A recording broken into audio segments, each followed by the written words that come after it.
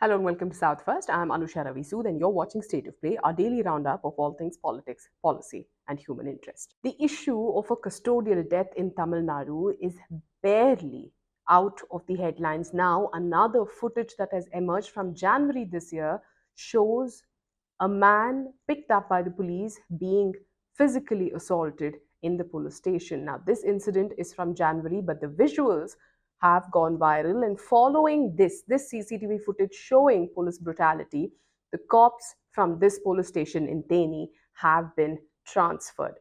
But the issue is not about just this one instance of custodial torture having evidence. The issue is much bigger. The question of law protectors breaking the law, taking extrajudicial measures, and facing no consequences at all. You may argue that the suspension of police officers, whether it was in the case of Ajit Kumar, who died after being beaten up by the police, after facing police brutality, physical assault for 2 days, a temple security guard who was on a temporary job basis was picked up on allegations of theft in a case where the police did not even register an FIR. He was not named an accused yet. This young man was picked up by the police. He was assaulted to such an extent that he died in custody. While hearing the petition in this case, the Madurai bench of the Madras High Court pointed to how the brutality was so cruel that even murderers would not resort to such kind of violence. Now, that is the kind of cruelty, brutality we are talking about. And here, the perpetrators are not some criminals, but police officers who are entrusted with safeguarding the livelihoods of people, who are entrusted, who are the custodians of law and order in this country. Every time an instance like this hits the headlines, makes it to the news cycle, action is taken in terms of suspension of police officers involved in this particular instance or transferring police officers pending an inquiry. In rare instances, there have also been arrests of police officers who are tried for murder. But did you know that not a single police officer has so far been convicted in cases of custodial torture and deaths, which pretty much amounts to murder? Yet, police officers who are accused of physically assaulting another human being to such an extent that they die have not been convicted. Tamil Nadu police is quickly gaining infamy for being among the police forces that record the highest number of custodial deaths in this country. Custodial torture is a different matter altogether. In fact, senior IPS officers in the case of Amba Samudaram, where a senior IPS officer was accused of torturing more than 10 people in custody, he still faces trial in this particular case. He was suspended for a brief period. He was once again reinstated.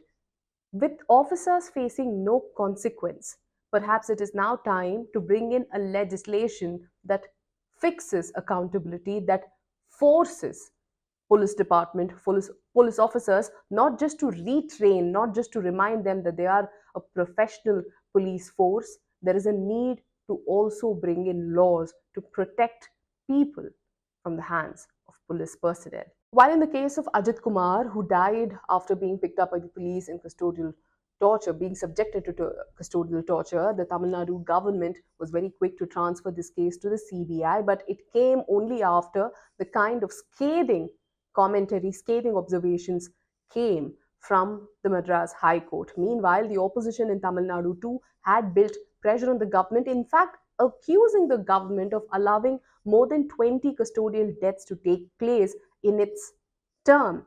The opposition parties, including AIADMK and its General Secretary Edapati Palaniswamy, insist that under the MK Stalin-led DMK regime in Tamil Nadu, this time there have been more than 20 custodial deaths, several instances of custodial torture.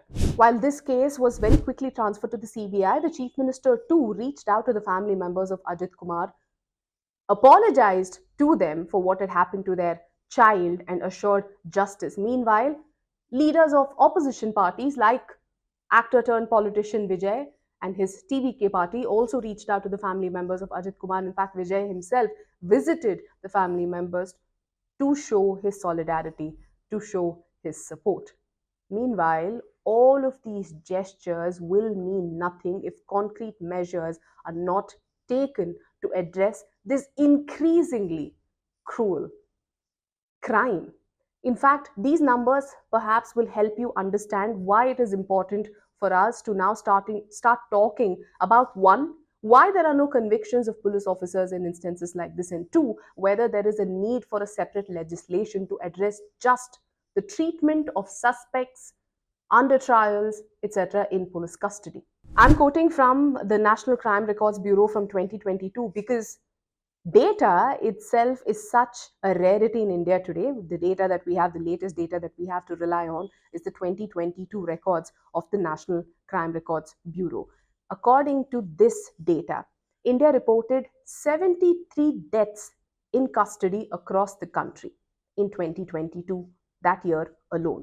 Out of the total number of deaths, custodial deaths reported in the country in 2022, Gujarat, with 14 custodial deaths, stands first, followed by Maharashtra with 11 instances of custodial death reported in 2022 alone. And Tamil Nadu stands in the sixth position with 5 deaths reported in that 1 year alone. These are 5 people who were killed in police custody even before a trial could begin, even before a judge could decide whether they indeed were responsible for the crime that they were being accused of and whether the punishment itself was proportionate. While the NCRB data for 2022 insists that there were 5 custodial deaths in Tamil Nadu, an NGO that compiled a list on itself. Now, NCRB relies on police information. NCRB relies on data that is collated from different state police to put together and compile this yearly annual report. But an NGO has compiled in Tamil Nadu, an NGO named People's Watch, a human rights NGO, says that it has represented several families of victims of custodial deaths, and there were 11 custodial deaths in 2022, including the death of a 17-year-old minor boy. Tamil Nadu's numbers, the Tamil Nadu's trend of custodial death is nothing for the state to be proud of, a state that claims to be one of the largest contributors to India's economy, which is true, a state that has progressive policies in place, a state that has seen several leading policies that are being implemented across the state now, a state that has given the country much to look up to, is also a state that should be ashamed of the trend it has when it comes to custodial torture and custodial death. In the year 2018 to 2019, out of the 136 custodial deaths that were reported in the entire country, 11 were from Tamil Nadu. These are official numbers given, compiled by data produced by the police department, the state police department. In the following year, that is between 2019 and 2020, there were 112 deaths, custodial deaths in India, and out of which 12 were from Tamil Nadu. These numbers are nothing to be proud of. These numbers should compel each and one of us to ask questions of the government, questions of the police department, questions on whether one, the system is deeply flawed, and what is it that we are doing to fix these flaws. Even as the opposition insists in Tamil Nadu that there have been more than 20 deaths under the MK Stalin regime or MK Stalin's term, Tamil Nadu's custodial deaths, it seems, between 2020 and 2023, according to a response given in the Lok Sabha, have reduced, and in 3 years, between 2020 and 2023, 13 deaths were reported in the state. The MK Stalin government was elected to power in 2021 assembly elections of Tamil Nadu, and a lot of these numbers that you're seeing date back from 2018 during the previous AIADMK regime as well. If you think that instances like this take place in far off, distant, rural police stations in some districts in some corner of Tamil Nadu, you're gravely mistaken. A very recent incident in the heart of Chennai, the capital city of Tamil Nadu, saw Vignesh, a Dalit youngster, dying, 25-year-old Dalit youngster, dying after being picked up by the police in custody. While we most often than not hear of custodial torture only after the unfortunate death of the victim in question, there are several instances of brutal torture being inflicted on people picked up barely on mere suspicion, people being picked up with no evidence to prove torture being used as a tool to extract some kind of statement from people, from victims that the police have already predetermined are criminals. This raises, or rather, this defeats the entire purpose of a justice system, a criminal justice system in the country. While these are the few instances that come to light, we have to ask the question on the instances that never ever make it to the headlines. Are there instances of torture that are being buried simply because it was not gravely cruel in nature or it did not end in death? Take, for example, the state of Kerala. The Kerala Police Act has an inbuilt legislation, has an inbuilt component that addresses custodial torture, custodial deaths. Kerala's Police Act insists that any police personnel, any official personnel at the police station who witnesses instances of custodial torture or custodial brutality should come forward and report it. Basically, the law mandates that even if a police personnel in a police station or in a team is not complicit physically in the assault or brutality on a victim, even if they are just mere eyewitnesses, they should come forward and report about that instance.